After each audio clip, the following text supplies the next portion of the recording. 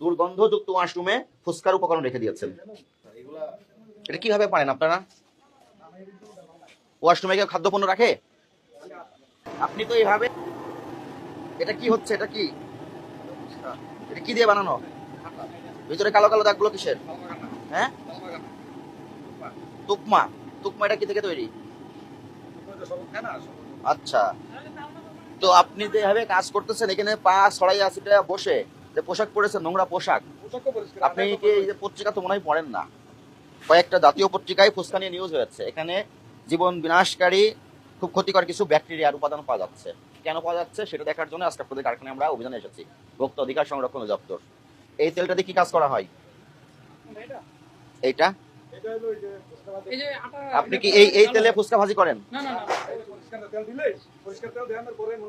মালিক কে এখানকার? মালিক কে?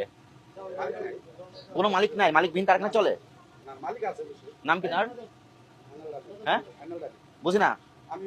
আপনি মালিক? আচ্ছা, নাম কি আপনার? আইনাল সাহেব।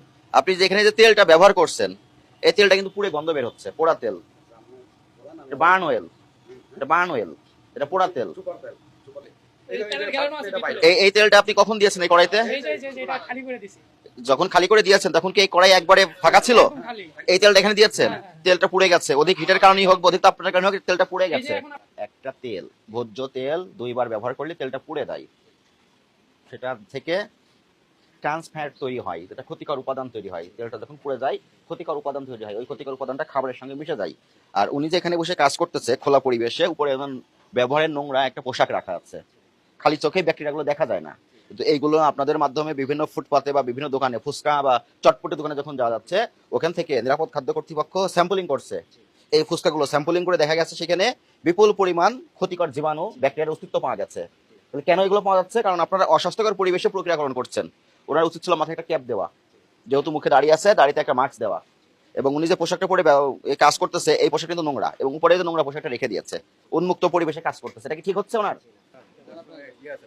ওয়াশরুমটা দেখান, আসেন আগে ওয়াশরুমটা দেখান। আপনি কি এখানে নাকে কোনো দুর্গন্ধ পান? ওয়াশরুমের দুর্গন্ধ পেয়েছেন? পেয়েছেন। তাহলে আপনি নিজেও যে ওয়াশরুমে দুর্গন্ধ পাচ্ছেন, আবার এখানে ফুসকার উপাদানগুলো এখানে কেন রেখেছেন? আপনি দুর্গন্ধযুক্ত ওয়াশরুমে ফুসকার উপকরণ রেখে দিয়েছেন।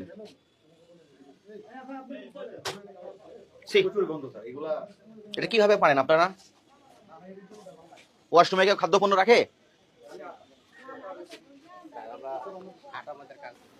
ওরা যে হাত দিয়ে কাজ করতেছে, দেখি হাতগুলো দেখি।